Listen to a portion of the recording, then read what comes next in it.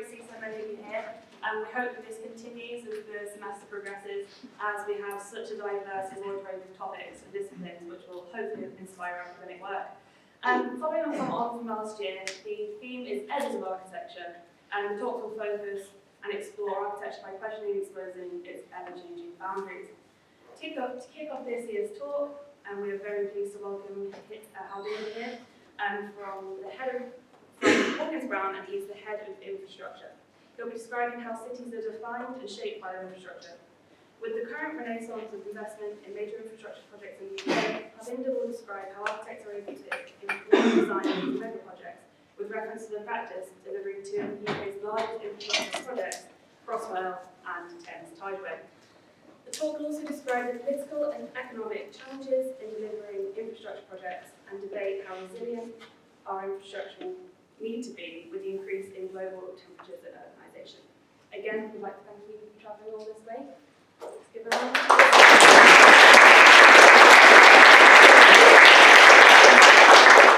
Thank you very much. Can everybody hear me at the back? That's great. Well, thanks for coming. It's a Friday night. It's Freshers Week. You should be elsewhere, and so it's great that you're here. Thank you very much for inviting me.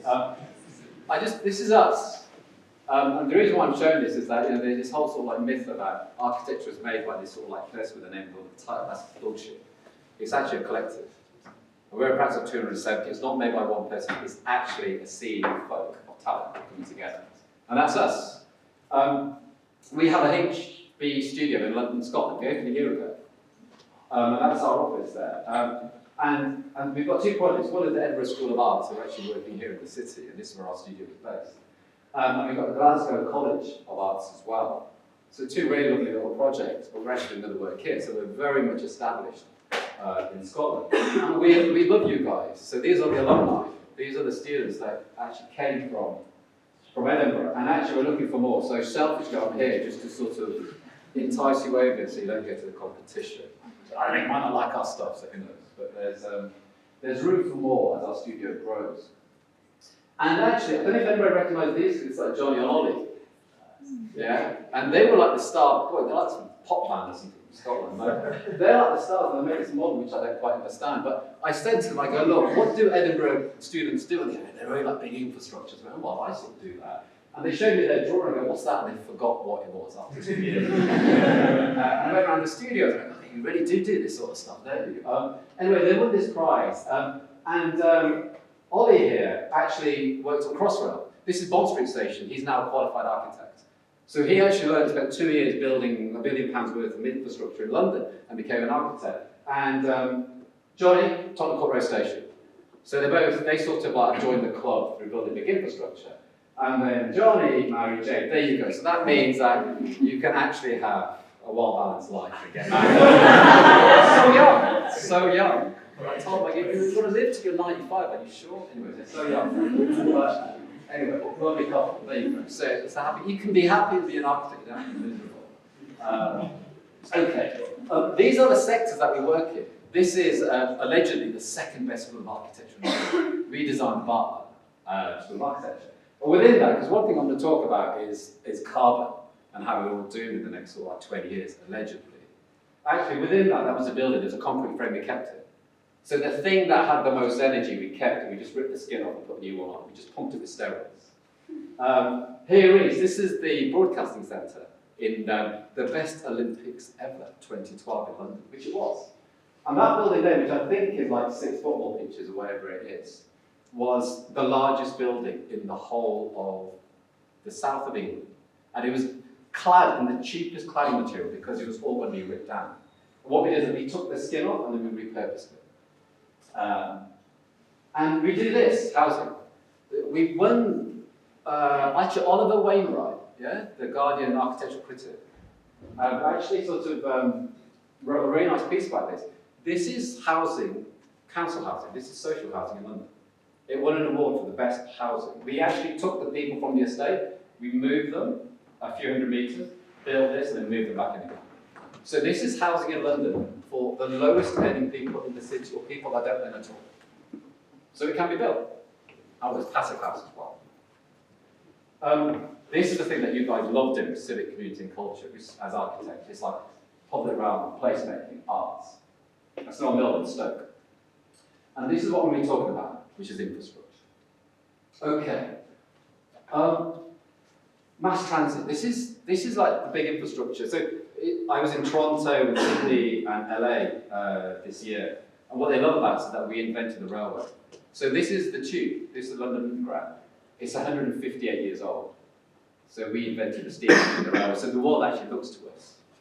So London Underground, the network rail, and the way we just get trains going around, the world looks to us in terms of the innovation. This is how they used to do it. They would just cut a trench. And the very first station was Farringdon, and went all the way to Baker Street. And they just cut a trench, and then they opened up the road, and then they put the tracks in, and then they built above it, and it was a steam train. And then what they realised that London was growing, and so what happened was that they just pushed the lines further and further out. And what they said was actually what you should be doing is living out here and getting the train in. It might take you about, say, 50 minutes. But this is all lovely and suburban and nice, and this is all congested and polluted. And then so London expanded around the suburbs, and now there's a renaissance and everybody moved back into the centre. And then this was the last big project, which is the Jubilee Line extension, which opened in 2000. And here, it was a series of stations that connected to Canary Wharf. And this is where you had signature architects like Hopkins, Foster's, etc. And they worked with engineers. And there the design was very much about sort of celebrating the engineering. And what the client asked for, especially from the architectural team, is that he wanted people that were from the high-tech modernist tradition. And so each of the stations feel as though they come from a similar palette, a similar movement. This is the new tube map, probably the most famous map in the world. And this is the new thing, so the little clicker. You see this little line here? That is the new line that's being built at the moment, which is delayed. It's called Crossrail. So Crossrail has been on the books in people's heads for actually 40 years. But then they pressed the button 11 years ago to actually have it designed and built. And it's going to be a bit delayed in 2 years' time. And what it will do is that it will take you from Heathrow, which is a big machine where people land, we're going to build a third runway, all the way into the city. And this is what it is. There you go. And it connects onto the old London Underground network. Okay. And what it does, that's the bit there. The pink means it's going underground. When it goes underground, it's a tunnel. If it's a tunnel, it's expensive. But then it comes up for air, and it goes along an existing railway line, and they build new stations. I live just there, West End. I bought a house there about, say, 5 years ago, knowing that I'm going to get this magic carpet that takes me into central London. And actually, I've been fortunate to be able to design this thing here, Tottenham Road Station. Now, at the moment, our office is in Farringdon. And so I have a 7-minute walk to the station, I jump on the train goes from West End to Panton, I get off, I jump onto the 155-year-old railway line, London Underground, go to Farringdon and walk. 54 minutes door to door. When Crossrail comes, the same journey, which will go straight the way to Farringdon, will take me 34 minutes. I get back 40 minutes a day. I worked it out, over a year I get back 3 weeks. Now, my house in West Ealing, because it's literally maybe what in zone 3, the queen of suburbs, by the way, Ealing. Because it's in zone 3, now I'm 12 minutes from where I like to go out for a drink, which is Soho on Tottenham Court Road. So now I'm from zone 3, I'm in zone 1. I've not paid a penny. Yeah, so this was paid for by the public purse. But my house would go up by extra 20%. So when I sell that house, that stamp duty, who should get that? Should it be the Mayor of London? Should it be you guys? Should it be the people in the north that have no infrastructure? And that's what the big bonfire is at the moment. Who takes the money? I don't need a car. I'm connected to the most connected in the city in the world. But I'm benefiting from taxpayers' money. So, in London especially, what we crave is infrastructure. And we pay a premium to live next to it, because we're connected. And there you go. So there's a big machine Heathrow. It takes you all the way in. And really it's doing this. This is where people live.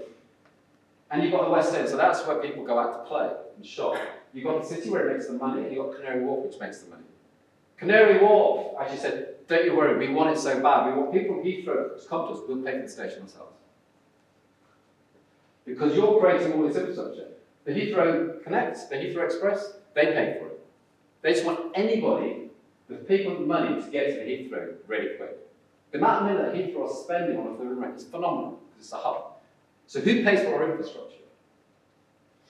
Now, the design of the station, what the client said, he goes, right, what I want. And on the panel, there was 2 architects and 3 engineers.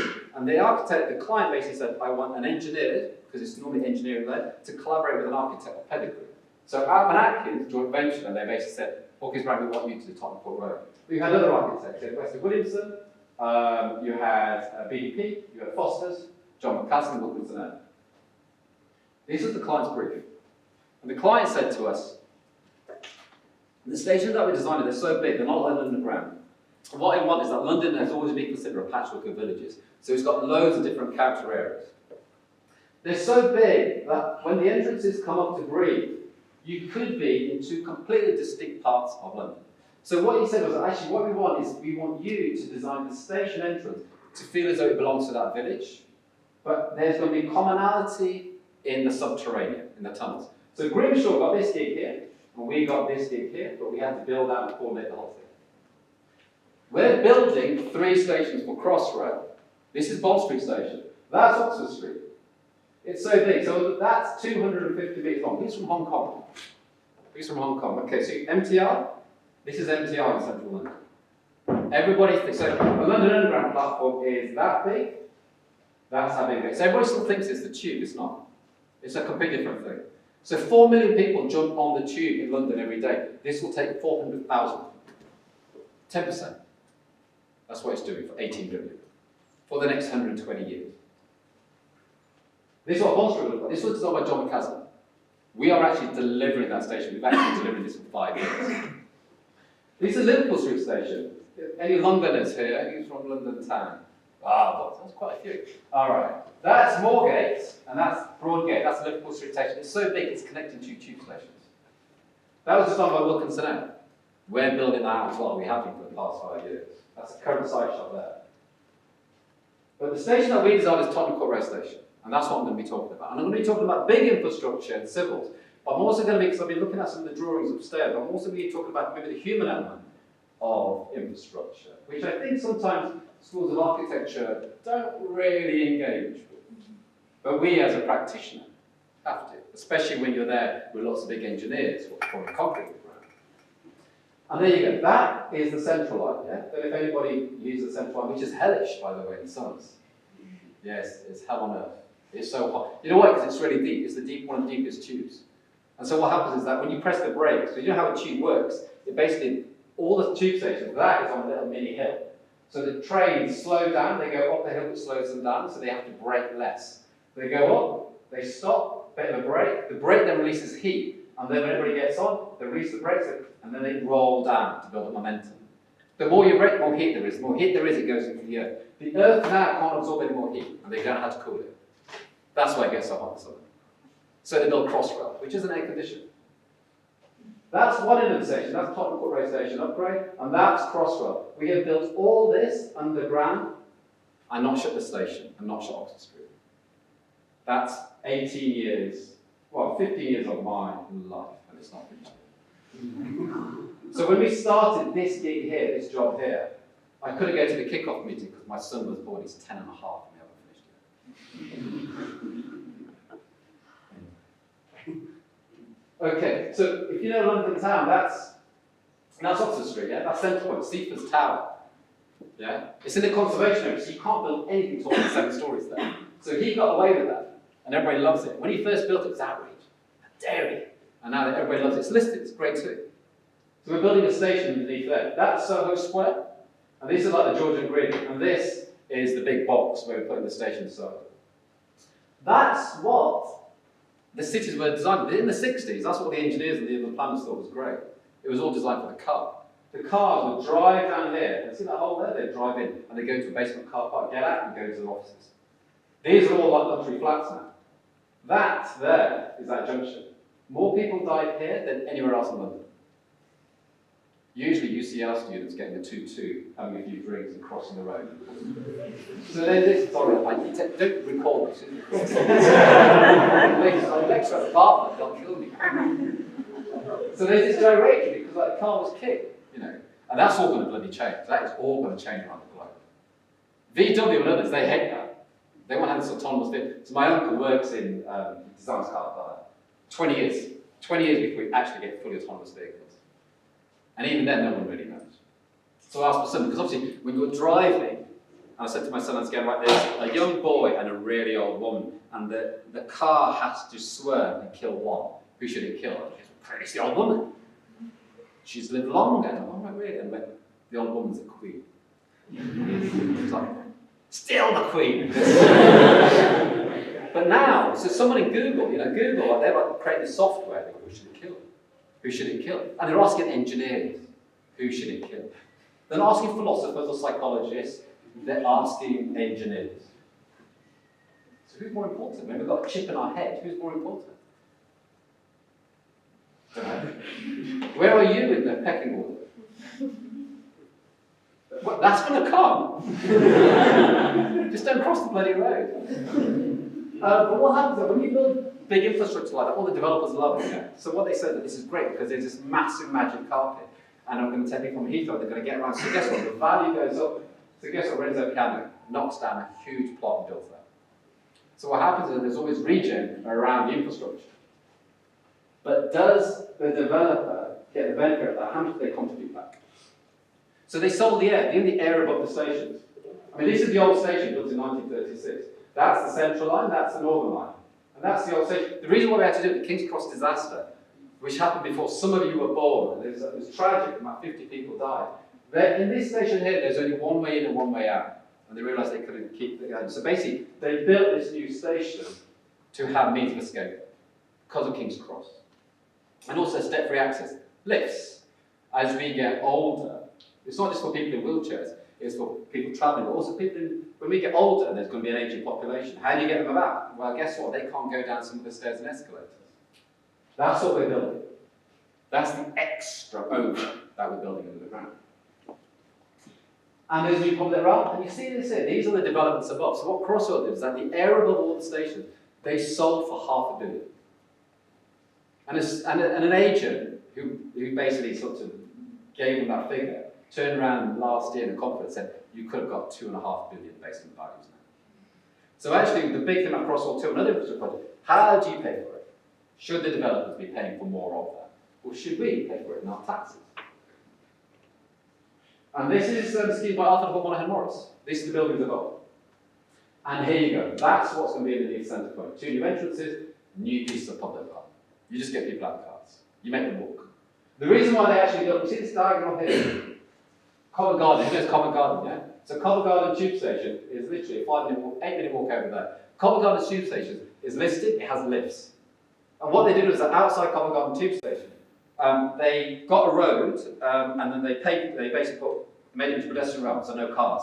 It was all cobbles, so then you had all these people doing these weird things there from whatever. They stand there, blah, blah, blah, and the apple opened the corner. So people realised it's a great place to meet your mum, because it's just nice. So everybody went to Covent Garden Tube Station, but they couldn't get out because there was lifts. But because it's listed, you can't put escalators in. So what they said is that, right, let's make this the big whopping machine, and what we do is that you come here and you walk to Covent Garden. And we will make those streets as lovely as possible so you don't overload Covent Garden Tube Station, because we can't make it bigger. That's going to be the future of our cities. You walk. Allegedly, walking is good for you, even though car manufacturers will want otherwise. I mean, look at Uber. You sit there walking around and walking around. It's bizarre. The amount of people I see waiting at a bus stop and you could have just walked 10 minutes. You know, as a species, we can outwalk any mammal on the planet. We were designed to just follow an ant beast until it collapses and then we eat it. And now we're doing the polar opposite. So it's really, you can imagine a GP just going and just bloody walk. We're killing ourselves. This is the machine underground. This is Tottenham Court Road Station, which we made 7 times the size. 2 new entrances, lifts go down to the station. Now, I want to talk about this because you're a school of art, because I was talking to some of the grads here. They went to Nottingham University before, which was with engineering. Whereas here it's a school of art, so you actually got art school here. And art in the underground, what they do is that they create art on the metro. And this is one artist called Mark Wallinger, and he won the Turner Contemporary. Great guy. He did this piece here called The Labyrinth.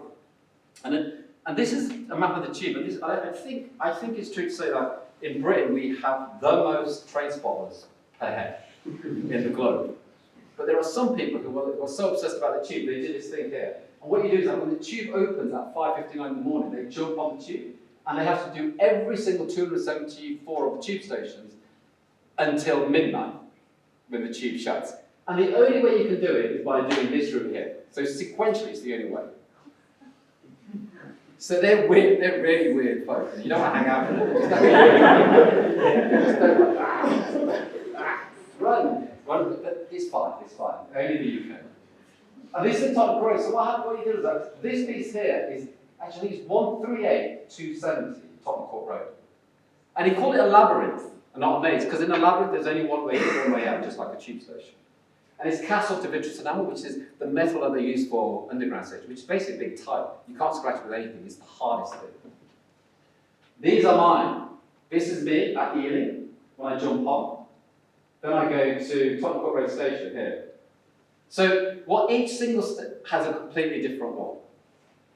And sequentially, it's the number that you pass through. That's its addition. But Tottenham Court Road Station already had art in it. And actually, the Scottish artist, Edoardo Palazzi. Yeah? So he was from here. And he did a commission where on the platforms, and there's some of you see it, these were his drawings.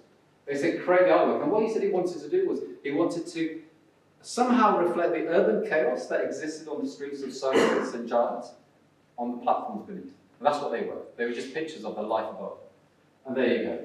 You had a series of 5 artisans that came in, and they literally over like a year, they just put all these moments. We had to refurbish all of them. Each single one, put them, listing them, moving them around and curating them. And this is how they were all scrubbed up. And that was a real challenge. We kept 95%. I think it's the largest permanent art piece in the underground. And this is like the rotunda with the famous Ready Man. And this piece here, so have you heard of Banksy? Yeah, you all know Banksy, yeah? Now, do you know that piece where Banksy, on the next to a co-op in Tottenham? He put a Banksy, sprayed it, there was a Banksy next to a co-op or some shop, newsagent. And it was on the sideboard, there's like 12, 13 mil like plastic, sprayed it on it. And the owner goes, damn, there's a bit of graffiti here. And then some hipster walked by and goes, oh, that's a Banksy, and what's a Banksy? You know, it's one of those. And then he found out what a Banksy was. So he just went out there and goes, right, I've got a Banksy on my wall. Someone goes, right, I'll have that. So what they did is they hacked it off. And he sold it for £330,000. So we did this is the Oxford Street entrance. We did a Banksy. Yeah, we had to preserve it. We couldn't hack. We did a Banksy, and there was a tiny little window. We had 3 months to slot it down. We pulled it up, and there it is.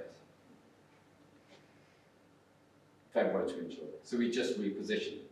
You know, Banksy was so annoyed that this person had taken off his art, which was for the public, that he said, I've unbanksied it. It's not my art. By that point, he had said, can you do that? Can you unart? And we as architects, to the builder, what have you done? I'm walking away. It's not mine. We're not like doctors. We've got to bury our mistakes. There it is. Now this is I don't think anybody French in the room, but this is they say probably one of the most famous living French artists. His name is Daniel Barret. So with this new big tickle that we designed, we had this opportunity to work with a new artist, and it's Daniel Barret. And what Daniel Barret does, he was a bit like the Banksy of his time. So literally in the 1960s, he would go around painting these stripes in the public realm out of protest to make a point. And this is a piece in the Grand Palais, which is really famous. And this is a piece that he did. This is the exhibition, by the way. There's nothing in the gallery. All you do is see those straight doors.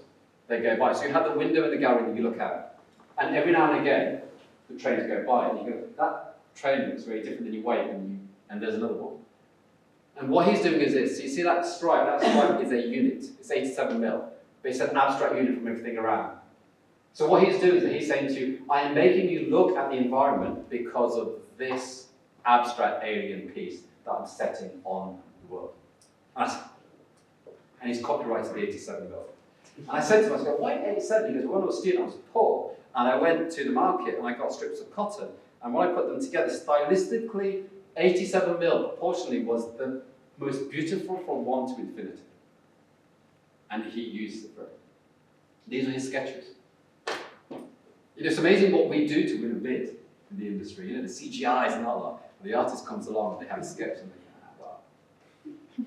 Maybe we should call ourselves artists and do 1 or 2 sketches. See what happens. And so we had 4 positions for the art. We had this art here, the new entrance, some sculptures, a transparent screen, and another entrance here. And this is me, God, when I was young, and this is like 8 or 9 years ago, collaborating with the artists. And it's something that we as practitioners in Hawkins Brown, we love doing. Other architects hate it because they always say that their architecture is the art. There's no room for another voice.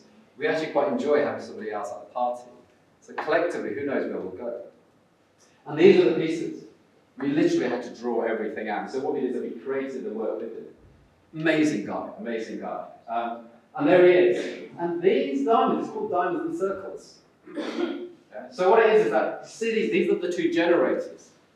They create all that artwork. That array is the thing that sets the order. Well, there you go. And what we said was that actually, because 100 years ago, people in the trades, they couldn't read. They couldn't read the signs. So what they would do is that the tiles that you got on the tube, they would say to their pals, "I'll meet you on the platform with the 3 green stripes." And actually, this Tottenham Court Road, arguably in central London, is probably the most mixed place in London. So you have tourists, etc. So now you can say to someone, "I'll meet you by the blue diamond." There's only one blue diamond in the whole station. You go shopping to Oxford Street, "I'll meet you by the black and white diamonds." You don't need to read the signs.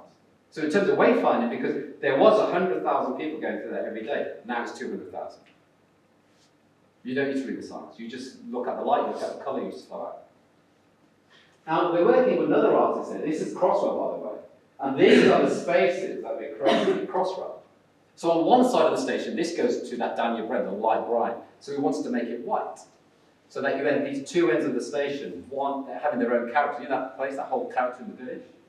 And we're working with this artist here. Do you know Richard Wright? He's Scottish. He won the Turner Prize. He painted in situ. That's his piece, I think, in the Turner Prize. He painted it. It took him, I think, 3 or 4 months.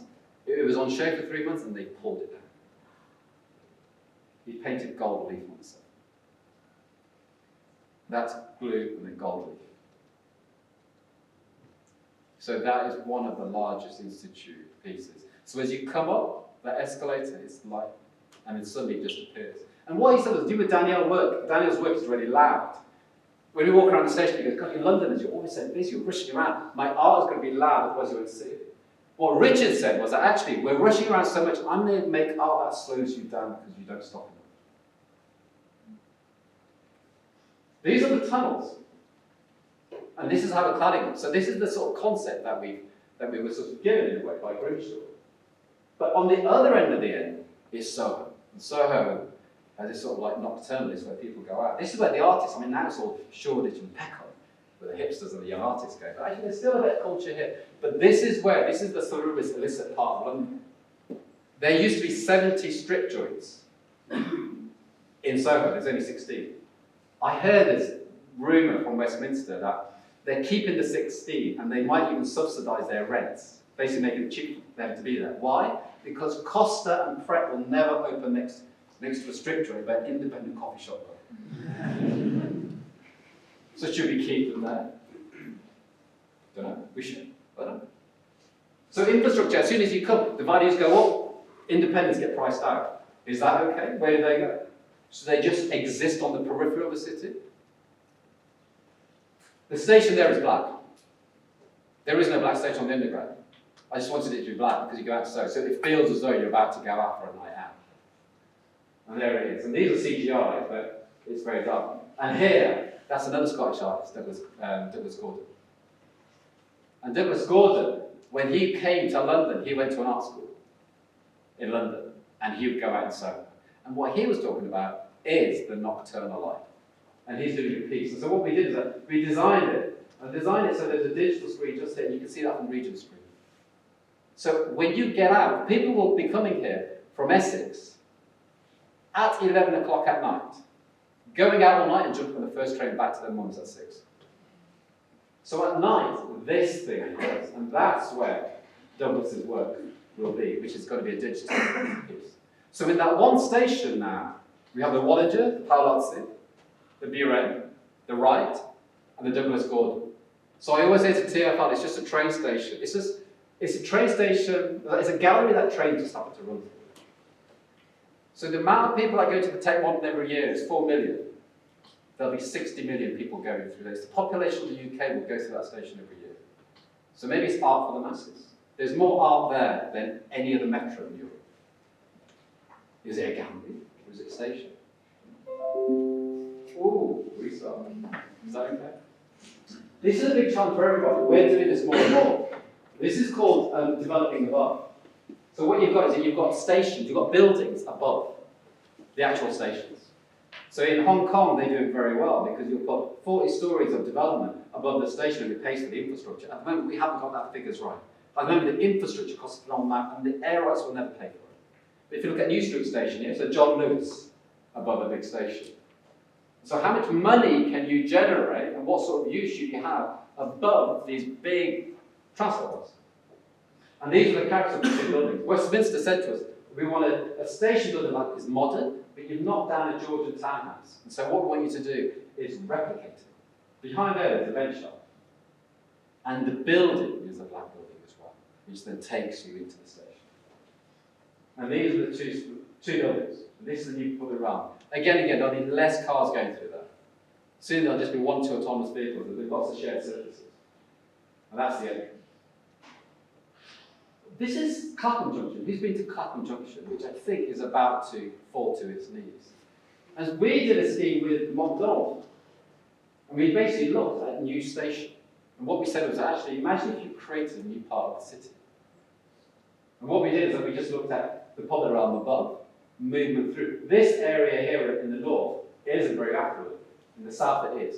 Can we bridge the two using infrastructure? The most challenging thing is, see these platforms? We took them from a curve to a straight. And the reason is that when you have a straight platform, the trains can get in and out quicker. If you can do that, you can actually get more people through the system. If it's curved, you can't see how people are getting on, so it just takes longer. But that costs a lot of money. So the engineers love these projects because for them, they love one big train sets, and for them it's just a machine that they want to make as efficient as possible. We as architects have got to make sure they're beautiful. And then above you have a city. So we're hoping that that thing will pay for it. And there you go. These are the layers. You know, HS2 and all those sort of projects are trying in a way to do this. Can this pay for the infrastructure? So I think 10 years ago, 1 billion people jumped on the trains. Now it's 1.7 billion. We've not really increased the capacity. It's just more people are crushed. And then here you are, the landscapes, trying to navigate the roads. And there you go. There's a new part. So more and more developers are looking to work with rail operators to develop these sorts of projects. And this is another project which is, you all know of the River Thames, which is basically, you know, the River Thames, and it's actually, it's an estuary, it's double tidal, it comes in and out twice a day. And what used to happen in London when it grew from the Roman time, it's lots of rivers that would just feed into the River Thames, and you would just throw your sewage and everything in there.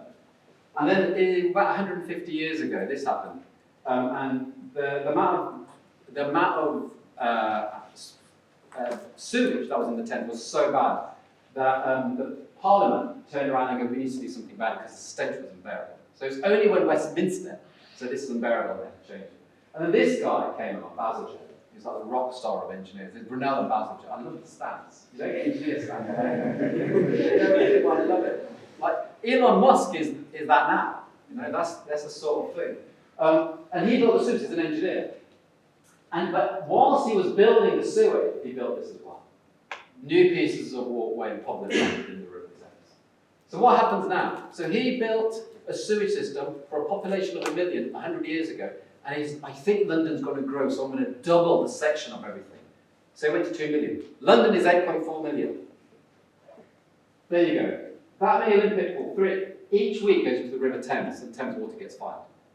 So we're doing a project now, which is Thames Tideway Tunnel. It's £4.2 billion worth of infrastructure. And what is it? It's a sewer from West London all the way underneath the River Thames, and then the sewage gets treated. So Bazalgette sewers fill up, and it goes into a new sewer. And the reason is that we're building on London. So anything that was green that was to absorb water, we're now building on it, so you've got surface water mixing with foul water, all going to the system. We are the architects for the public realm above the infrastructure in the central section. This is the area we're putting in the River Thames. It's almost the size of Trafalgar Square. So you know Heatherwick's Bridge? We're putting 3 times Heatherwick bridges in the River Thames, just in the central section. And each area has a completely different character. And this is Victorian Batman, and this is the bit where actually what Bazalgette did there, he built the tube. There's a tube network. That was his sewer. And what will happen is that overflows into this 13-metre shaft and then goes into a 7-metre tunnel all the way along the River Thames. And it's gravity. It starts at Acton, the 30 metres, and it goes to 60 metres. It's just gravity where poo just falls down. It's as simple as that. And the reason why this sort of swirls around is because if you allow the foul to just fall down, it would break the concrete. So it literally has to go down in a little spiral. You know, like the plug hole when you see the water go down? It's that. And this is it. All the way down. So it's an overspill. And this is a new public realm. It's public. It's not gated. It's not private.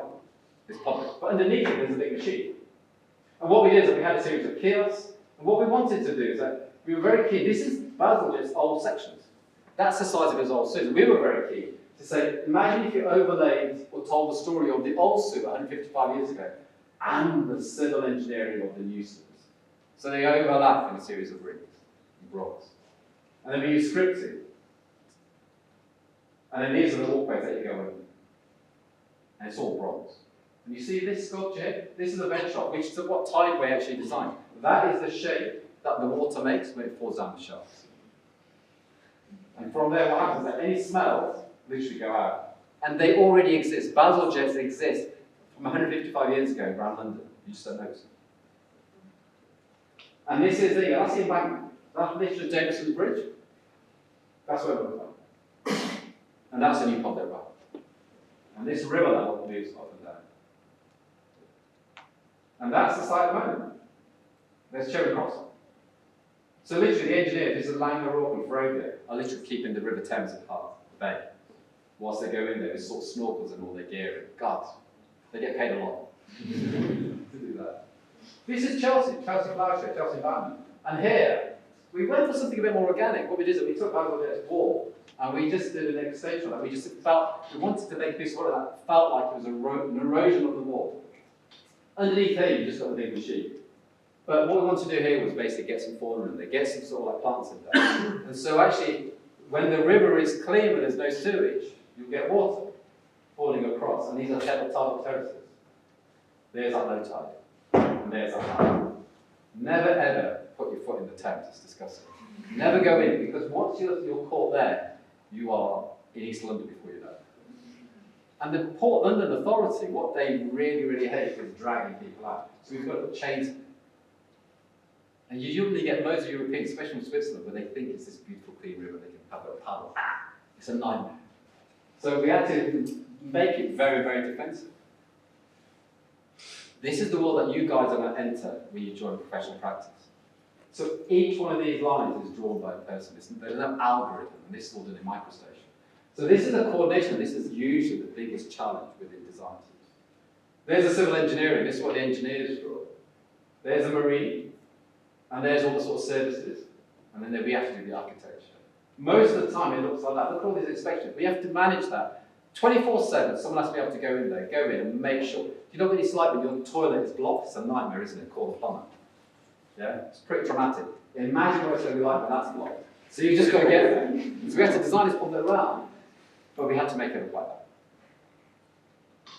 This is Blackfriars. Now Blackfriars is a huge site, almost 1,000 square metres. From here you just trot across the bridge to take off. You should know this piece of art. It's by a Glaswegian artist called Nathan Cullen. So we're working with artists in the public realm, actually a different artist for each site. That's in your library, by the way. Do you know where the library is? He's great. He was creating a series of stage sets. Where he was saying that actually what I want to do is I'm going to splice up the views of the river and the landscape around using these huge sculptures. And there he is. That's a model. So you sit there with the artist and you collaborate. That's Amy. Amy's great. She's like one of the engineers from ACON. You're the Serpentine Pavilion in London. Yeah? She's the engineer for every Serpentine Pavilion. She works with all the stars. She's great. With it, she looks wackier than the artist. She's an engineer. Which they never do. And that's Roger Hawkins, my partner. And there you go, there's a piece. And there you go. They'll be like, they told us to take this out because of health and safety. A little child can't get their feet wet anymore. That's what it's come to. I mean, it's ridiculous. It's ridiculous. I mean, they're fine. Having a fondle is fine. A little child, though. Okay. And East Croydon, this is small stuff. This is Croydon, which is booming at the moment. And this is small stuff. You know, I've shown you projects that are 17 billion, but actually, you can actually make a big difference just using small infrastructure. And we created a link originally, and it was this. And what we did was that this was a site, and it was underdeveloped for, God, 20 years. And Croydon Council and Network Rail did a joint venture. Croydon Council said, here's 4 million. If we pay for a bit of infrastructure, it will help develop these sites.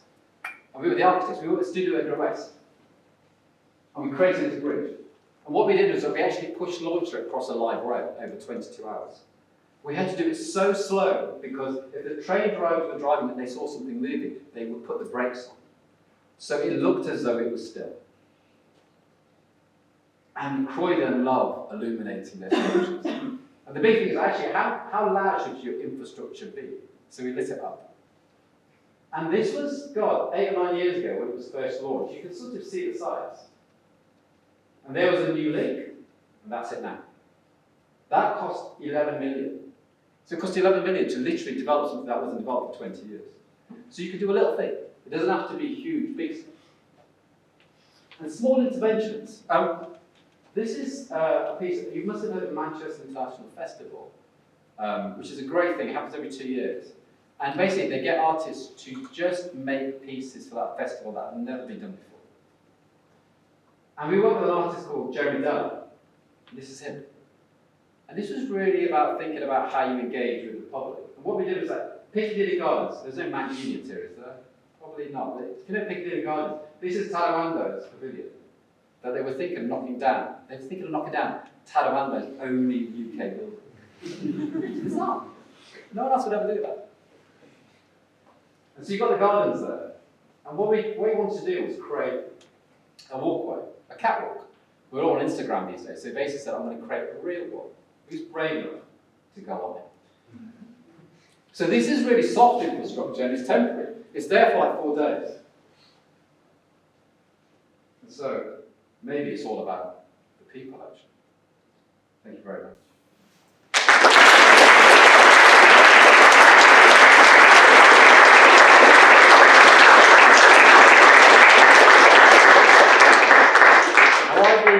You can ask me any question you want about anything, apart from Brexit. We'll be all right. We'll be all right. Any question? The economy, how to get a job, what do you want to know? When's Crossrail finishing? 2021. Really? Yeah. But don't worry, you can't afford the houses have already spiked, so you can't afford it. No, it's 2021. But you know, if you think about it, like it started at 14.8 billion, 17.8. Jubilee Line was a third over budget. Like Brunel, do you know Brunel's Paddington Station to Bristol? Yeah. You know, he built that machine like 180 odd years ago to take goods from Bristol to the rest. That was 4 times over budget. Is anybody complaining?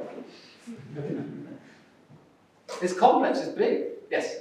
What do you think about HS2 being potentially cancelled? I'm slightly conflicted because I sit on the HS2 design group and I'm actually being used to on Friday. Being cancelled. I think there's a big issue regarding how we spend our money on infrastructure and how we distribute. Because you look at the north, yeah? Liverpool wants to be connected to Leeds, you've got that. You've got the West Midlands, that wants to be connected. So you've got 10 billion around Manchester in the north, you've got 10 billion around the Midlands. And the last time we built anything was like, 100 odd years ago. And the thing is that if you think we are moving out of driving, like driving now is so, like you're all young, not half of you haven't got driving licenses. I passed when I was 17. Whereas these days, you guys just don't bother, you jump on the network. I think it should go ahead because the challenge is that if you don't, like Crossrail 2 for instance, you've got all these designers who have built Crossrail 1. We just want to move on to Crossrail 2 because we know how to do it. But it's not happening. So guess what? I get calls from Sydney Metro, I get calls from Toronto Metro saying, bring a team over here because we're building it. We just want your expertise. Do a save as. So I go up to like the minute I go, like, we're about to go. They don't know, they don't know what to do because it's a big ask. It's 30 billion.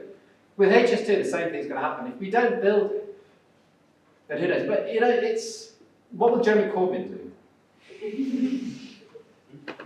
He's anti, I think. What do you think about doing, is it the phase 2 first, so like the northern part? Yeah. Because it's meant to be a lot cheaper, isn't it? It is, it is. I mean, I think... So why not do that and then move down to London? Yeah. I mean, the big thing about London, which is this huge, big sort of... Boris Johnson, a few years ago, was saying, I want HS2 because I want Birmingham to be zone 22 of London.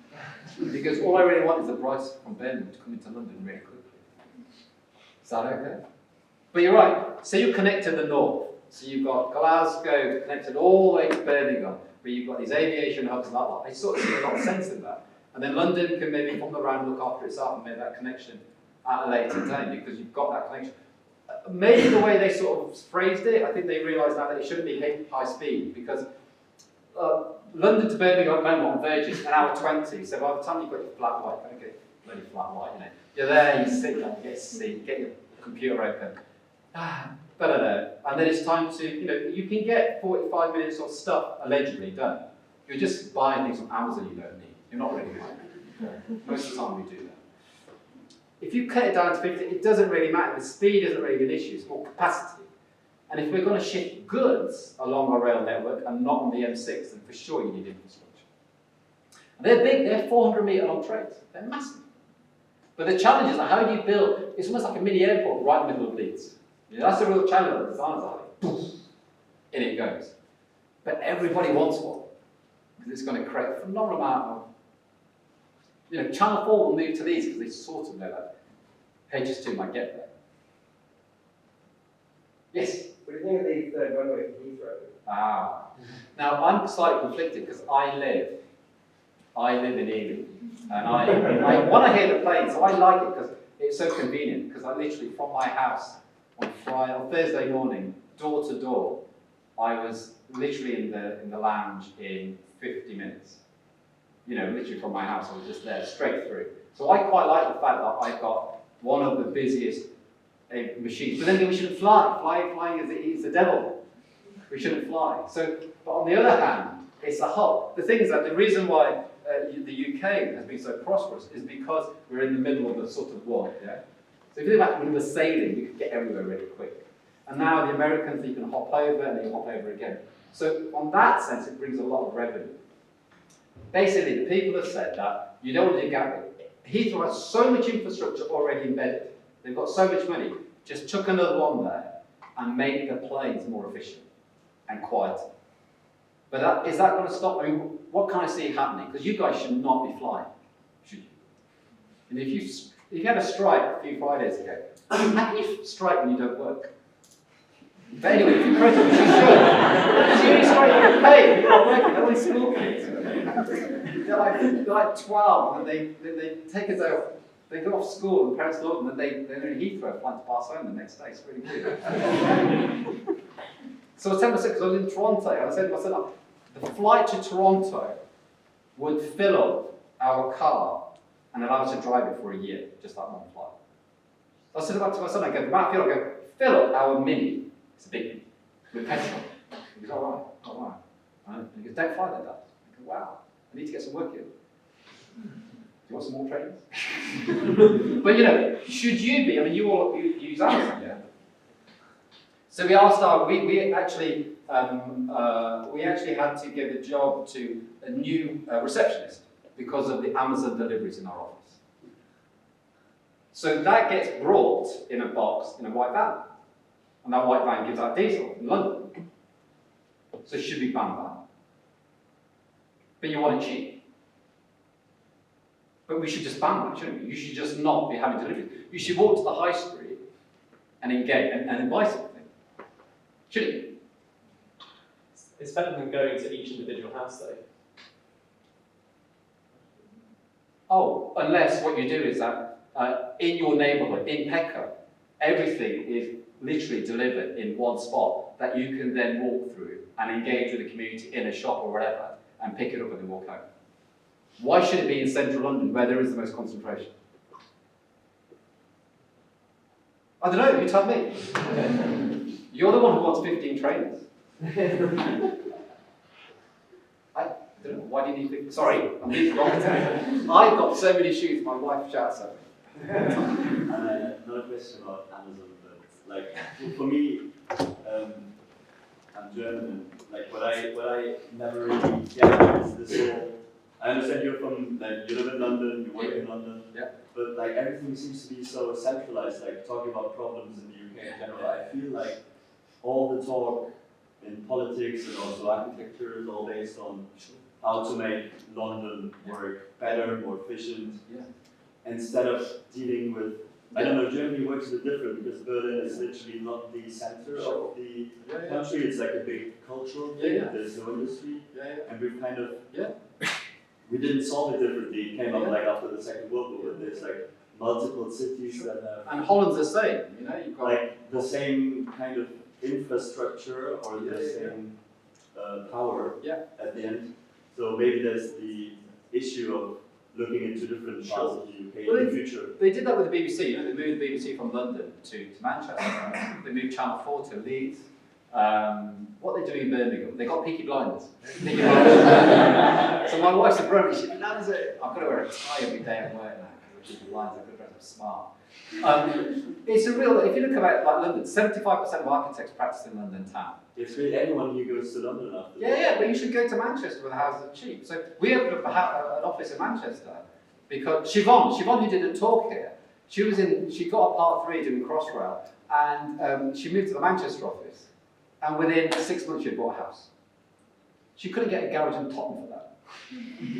So what we're finding is that London has become so unaffordable that young talent like you guys, what we need to do is create amazing places for you guys to make and create in other towns. It just so happens, but everybody really wants that connectivity. So they say, actually, I want to go to Manchester because, all right, I know it's wet, I'm not really into football, but it's connected back to London. You've got an international airport, it's great, there's a really good vibe. There's loads of other creative architects and artists there. It's quite a good scene. Actually, I quite like it, you know. So we've been creating great studios there for the people. And I think that will happen, but London is like another city. And you have to remember, London, like nowadays, it's not about countries anymore, it's about cities. So the population of Toronto is 3.5 million. They want it to be 7. I was in Sydney. They want it to be 8 million. All they're saying is that we just want to compete against Singapore. They don't care about Adelaide, but it's just Sydney. So that's what you're going to find. And London is a global city. But you're right, you know, should they move Westminster to Warsaw? Should it be right next to, you know, in the middle of Birmingham? But you're right, there should be more distribution for sure. Because everybody in London living on top of each other doesn't help. Yes? I've enjoyed hearing how you've talked about your practice in interdisciplinary terms. And you spoke artists you're working with and engineers. And what I'd like to ask you is, where is the creative process of the architect in this dynamic that you described, where you engineer artist? Yeah. Where's your creativity? Could you speak to that? Yeah. Elaborate on that? I mean, I think for us, what we do is that because what's a real challenge, especially in major infrastructure projects, because effectively what the engineers are doing is designing the most efficient machine. Yeah. You know, so I don't know if everyone knows Brian Eno. You know Brian Eno? Yeah. Yeah, so Brian Eno. Okay, everybody should look at Brian Eno. He's got an IQ of 180. He's like amazing. Anyway, so he's like a big philosopher. Roxy Music, he's an artist, etc. He did a lecture, the John P. lecture, and he basically posed a question: what is art for? And any time you have your tutors are critting you, and you're really under pressure, just go, why do we make art? And just watch them shrivel. They hate it. Yeah. Very few people can answer it. Interesting you mentioned Brian Eno in the context of an infrastructure project. He wrote some music for the tunnel under O'Hare Airport, which was, it's in the United Terminal at O'Hare, which is where I start my journey when I come over here. But then they changed it. The United Airlines changed the Brian Eno music to kind of an electronic version of Rhapsody in Blue. Right. And then that became their trademark. Eno, I mean, what he does, he did this talk at Royal College of Art, and he basically said, right, he pulled out a screwdriver, and he goes, right, and he pulled out a flathead screwdriver, and he goes, right, you see that bit there, which is the flathead, and he got a screw, and he goes, right, that bit there, when you put it into that screw, is highly functional. And every screwdriver in the world will look like that wherever you go. And then he went up the stainless steel shaft and he went to the handle and he goes, but look at this handle is all red, yeah, it's all bubbly. And then he pulled out 15 more screwdrivers and every handle was different. But the tip was the same. And what his point was is this, he said art is everything that you don't need to do. So what he said was that tip, that functional bit, I'm not saying that's what the engineer does, but it's essentially hyper-functional. But as a species, what we can't help doing is stylizing things. And I think as an architect, it's how you are the author of the stylization of the building and the other voices that you listen to. And I think for us, what we like to do is engage other creatives in that conversation right from the outset. Whereas other architects, what they tend to do, they say, look, this is the direction in which the design of this building is going to go. And they maybe hold on to it tighter. We are probably a bit more sort of exploratively, in terms of the journey.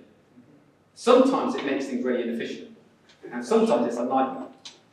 Sometimes it works out okay.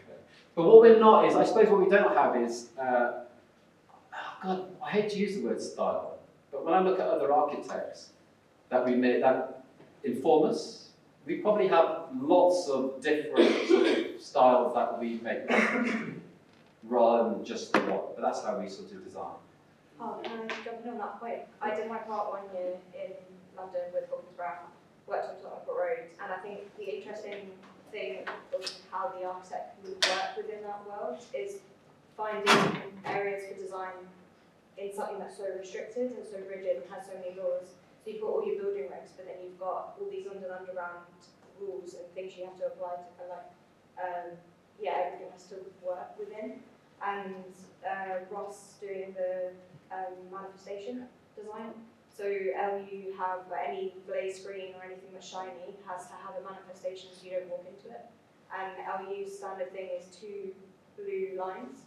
And the team on Tottenham Court Road were like, actually, this is a moment where we can design something that does the same job, but is design and it means something. And so I think architecture is finding the meaning in something that others just see as function, and it can become repetitive or whatever, but this is creating character in something and finding meaning in something that is so restricted and over Be fine. Be positive.